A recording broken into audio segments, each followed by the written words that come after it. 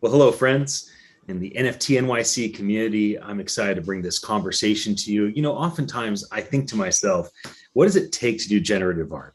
Right? Does every team have to have a programmer, and do they have to be a master of this craft? And what type of platforms, tools are available for people to use? And my guest right now, Conlan, thank you for joining me from Async Art. And it's amazing the stuff that your team has already created and the things that you're looking toward.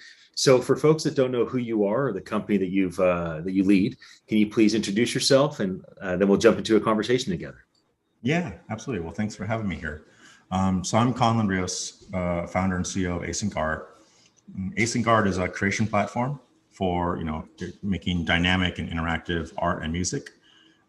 We focus primarily on no coding requirements, so creators can use our tools to make these type of NFTs without needing to know how to code. And just excited to dive in. So, do you think there's awareness in the market right now in terms of creating generative art? And where do you think the mind space is at when people think of generative art projects? Do people have an assumption that they have to have the developers on staff to do this and it's really hard? Or are people beginning to understand that there are some tools that can make this a lot easier, like what you and your company have brought to market? Yeah. So I think, the first wave of these generative projects, there are many waves, of course, but one of the really big ones to start this off was art blocks a couple of years ago. And I think the perception around that was that these are really awesome, but you need to know how to program a little bit to have access to that. And then after art blocks came, last year we saw a ton of these collectible projects, these PFPs. And the perception around that was that, okay, well, those are gated if you have to have a developer team at least. You have to have, a server engineer, a front-end engineer, blockchain, contract engineer, and so I think the perception is still that there's a high barrier to entry. And so with Async Art, with our latest product launch, Async Blueprints, we're chipping away at that. So, it's a really simple tool where an artist can just bring their visual assets and compile them together in a web application and build one of these generative collections. So we're chipping away at that, even though the perception is that there's a high barrier to entry. So as far as the barrier to entry being lower, can you give some clarity on what does a creator or a project team come to the table with to get this started? Maybe they don't come with developers, but they certainly have to come with assets. So can you give us kind of a founding starting point, right? What's the floor to start something of this nature? Okay, yeah. So the absolute bare minimum. So you need to bring your layers. So most digital creators work with layers, whether it's Procreate or Photoshop. And so if you have let's take a PFP for an example, you might have a background layer. So the first layer is just single colors. Like you have a blue layer, a yellow layer, a red layer, and then you might have a second layer on top of that, which is your character. And the character might just be, let's take a simple example. Let's say a tiger. You have a tiger, sitting in front of the background, and then you have a third layer, which might be like the tiger's expression. It's like, okay, now there's a transparent PNG which goes on top of the tiger's face, and now there's 5 different states: tiger smiling, tiger sad, tiger crying, tiger laughing, etc. Let's have a fourth layer, which would be like, okay, what's the tiger wearing? Like there's a jacket, a varsity jacket. There's a suit and tie layer, a state. And then there's maybe like a astronaut suit state. And so that with those simple assets, now you have all the components you need to build a generative collection. So you come to the Async Canvas tool with those assets, upload them using the web app, and then people could buy, random generative one-of-one editions from the set. And, they might get the tiger who's laughing in an astronaut suit. They might get the tiger who is crying, wearing the suit and tie with a blue background. And that's kind of the bare minimum you need to get started. So if somebody comes and they have, let's say, 10 traits and 10 different versions of each trait, so enough to generate, a full complete project, assuming they do like a 10,000 piece project. What's the agreement that they have with Async? What's Async's kind of partnership in it, or how did the fees or the finance Sure. side work, especially if there's any long-term kind of royalty element? Can you give an example Yeah. of it's always this way or there's different options? Because I think that's one of the things people would be interested in. Sure. Yeah. So you come to the platform with the assets. The edition count and the price per edition is completely up to the artist, up to you. You know, we're happy to advise based on what we think works well in the market, but ultimately it's up to you. And then the platform takes 20% of the primary mint. And then secondary sales, the artist gets 7.5%, and the platform takes 2.5%. You know, we put a lot of time and care into not just the tool for making these, but also like the buying process. So when people buy these, they animate in like layer by layer. So it's kind of like a surprise and delight moment. We're constantly working on, you know, functionality and utility that you can layer on top of your these blueprint collections. So, you know, earlier this year, we announced a partnership with Mona Gallery, these metaverse gallery spaces. And the idea there is that pretty soon you'll be able to build, you know, like these spaces that will be token gated to holders of your blueprint collections. We recently announced a partnership with Super Rare, where, you know, blueprint collections could show up for the secondary market on the Super Rare marketplace. So there's just a few examples of ongoing efforts we're doing to make the Canvas offering more just more comprehensive and powerful for creators. And we see ourselves as kind of partners with creators in the long run. So I want to come back to Blueprint because it's a really important development that's new. Yeah. But before we do that, let me ask another question on the partnership you have. So just to clarify, somebody comes in, they bring their assets, you create what they want, you then go to market with what they want. The first initial sales, you take 20% commission on that in a sense, and then you handle the ongoing revenue from the secondary market. You keep 2.5, the creator gets 7.5. So that I understand. How about utility? So do you have like a standard, this is the utility that you have, or here's your utility options, or how does utility come into play? Because there's unlimited things that people could put as utility or utilities against NFTs. And so how do you deal with that with folks that are partnered with you and using your technology? So we haven't quite launched it yet. It's just been trialed with a few partners, but the Mona Gallery is the first example of utility. So as a creator, you build your collection on Async Canvas, you launch it. From there, from within Canvas, Async Canvas, you'll be able to, you know, set up your virtual meta space, like a gallery or a community space, and that will be token gated, so that you can say, like, you know, only people who hold one of these tokens, these collection tokens in their wallet will be able to access the space. So that's a place where you can go and have follow-up, you know, meet and greets, feature announcements, hangouts, book readings, whatever you want to do in that space. For music people, we see people doing concerts, for instance, in like these venues, these virtual venues. So that's kind of like the first example of utility. And, you know, we are researching, developing like burn mechanisms and things that you'll be able to layer onto your collection even after they're minted, and say, okay, now there's like a new mechanism where people can potentially maybe burn them or merge them into things. So while we go back to blueprints, it's a new part of what you've brought to market. I think it's important. You and I were talking a bit about it before we started the conversation that we're streaming now. So can you give people insight? What did it take to launch Blueprints? Why is Blueprints important? And what do you desire the impact to be in the NFT market with Blueprints now being available to people to use? Yeah. So, I mean, in terms of building it, you know, we launched in February 2020, and we essentially built all the components for this already. So our flagship product is interactive layered art. So that's one-of-one art pieces where you could tokenize layers of your work, and collectors could own individual layers and control them. So imagine like the tiger example I gave earlier. The original version of the product would be, well, someone could buy the tiger character, and then they would choose which emotion the tiger is showing at any given point through a transaction. So they can make the tiger cry or laugh or smile. And then someone could own the outfit of the tiger, and then they might make the outfit, the tiger wear a suit on Monday, change it to the astronaut on Tuesday, and so forth.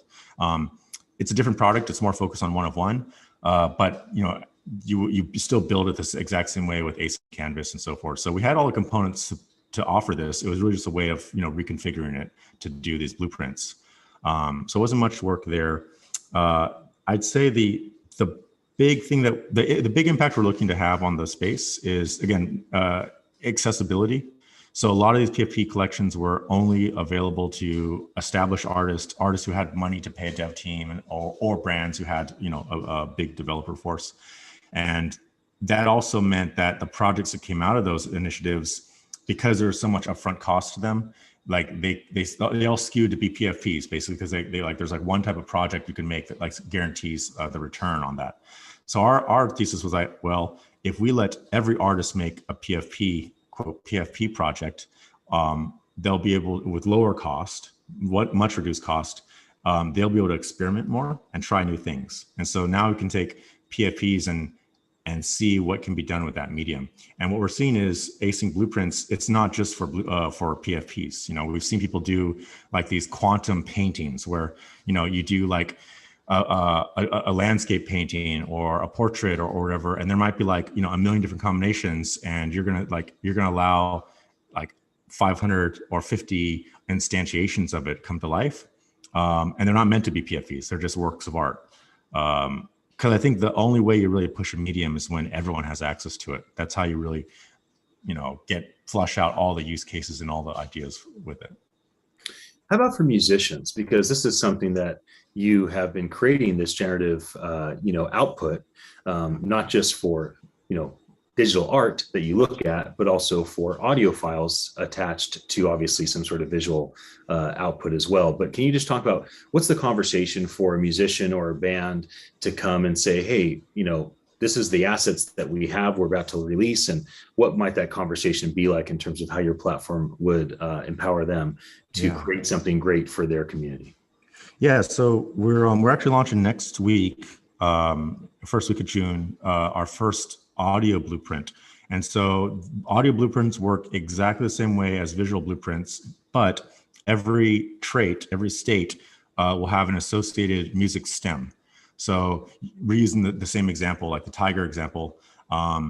Maybe, the tiger, the background state has blue, red, and green. Well, the musician would attach an audio stem for maybe the bass. So that blue is like boom, boom, boom. Green might be more like faster pace, and red might be like, glitchy or something. And then for the lyrics, maybe those are attached to the tiger's emotion. So Tony the tiger is smiling, and the lyrics are upbeat and happy. Tony the tiger is crying, and now the lyrics are sad. And so now you can see that, as you put these stems attached to these traits, each edition will come with a uniquely generated song that will be unique to that edition. And if the musician does it in a compelling way, the visual will represent the audio as well. So you look at the piece and Tony's crying against a blue state. Oh, you know that it's going to be kind of raucous, and he's going to be crying and being kind of emo and singing an emo song. And so that's the audio blueprints product offering that we're launching next week. What are some diverse things that you're seeing in this approach? One of the focus that we have for NFT.NYC this year is diversity of approaches, of projects, of community development, of how things are being done. So what are you seeing that's really innovative and diverse and unique and new that is either coming through your door with your platform, or things that you're kind of finding out about in alignment with generative art being created? I think, well, with blueprints, and especially audio blueprints coming up, we're seeing that it's a completely new way to create music. So, I'm bullish on all NFTs. And I will say that up until now, most music NFTs have been tokenizing an MP3, tokenizing a WAV file. So it's like, okay, like here's your song, I like it. Now here's 1,000 editions of it, and you can buy it. And it's kind of cool. It helps the artists who can buy, support them directly. But it's a case of the same thing that was happening for our static NFTs before, right? Like it's just a way to monetize the art, which is good, but it's not actually using the medium. It's not actually native to the blockchain. Like it didn't need blockchain to be sold before. And so generative, that's where we're really excited to see these new songs coming out, because now imagine a musician, there's not one canonical permutation of your song. Now when you make music, there might be 10,000 canonical versions. And they're all the same and different at the same time. Like personally, like I like to loop music. Like I'll listen to like one song for like 7 days in a row. Like I'm kind of weird like that. And I'm really excited for this because I have the same disease. Okay, it is a disease. It is a horrible thing to do. I understand. I know musicians are cringy when they hear it, but I'm really excited for this because now a musician can say, "Hey, here's 1,000 different permutations of my song, and they're all the same song. It is the song is 1,000 versions, but they're all going to be uniquely different." And so I'm looking forward to just putting on a playlist and saying, "Hey, I want to listen to the same song for a week, but they're all going to be slightly different." You know, like maybe it's the same lyrics, but you know, there's a different. You know, we had a piece last year at Async Music Classic where like the lyrics are sung by, you know, a man and a woman and different people are singing them. And so like, it's the same song, but again, variations of it. Okay. I think it's really good that you're going to be at our event and be sharing. I feel like Awesome. the generative art element is mysterious. Yeah. You know, it's like people say, okay, so I can bring all my files to OpenSea and it'll do it for me. Yes, no. Oh, okay. I can find this thing on GitHub and that's how I'll do it. Or, oh no, I'll turn to Async and they'll, so there's a lot of question. No, I just need to hire my own developers. And so I think clarity on the accessibility is really important because people don't know exactly how to approach this element of the NFT project before it launches. And it's important to have partners that can make this, you know, easy. A lot of the NFT world is complex, right? The whole decentralized approach. And so making things easy makes a lot of sense. We've had creators literally come to us with assets like, hey, I want to do this collection or like this piece, and I have all the assets ready, and they jump into Canvas and they're done in like 2 days. And like, okay, wow, like I'm literally ready to launch this collection now. So it's very fast, potentially. For your 20% that you take on the first mint, is there a minimum by which people have to charge? Like, do they have, is it a minimum of 0.1 ETH or something of that nature? Or can people do really inexpensive mints so they can get this art out? Is there, because that may be a question that people may have. Sure. We haven't reached like an, I don't think anyone's tried to do a 0.00001 mint. We've seen, you know, sub 0.01 mints, like we've seen 0.009, I think is the lowest we've seen. I guess, yeah, we haven't really had anyone try that yet. We are looking to expand to other blockchains later this year, with the idea being that some of those will be for like, if you want to have like a really, really low cost blueprint, that those will be, because like, you know, I think there's a limit to how low you can charge on Ethereum when like gas fees are like, you know, no one's going to buy a blueprint for $1 if they had to pay $30 or $20 a mint. It just doesn't make sense. So there's kind of a natural minimum there. But yeah, we've seen blueprints launch with like as low as, you know, $20 or $30 for an edition. Yeah, I just think if you had a minimum of like 0.1 or higher, then that may be important for people to know. Which is why I asked. Well, Conlan, we look forward to seeing you at NFT.NYC. I look forward to spending time with you in New York next month. And thanks for jumping on here and sharing a bit about your insights on this specific effort that a lot of people are interested in doing if they have not yet figured out how to do it. So appreciate you. All right. Thank you.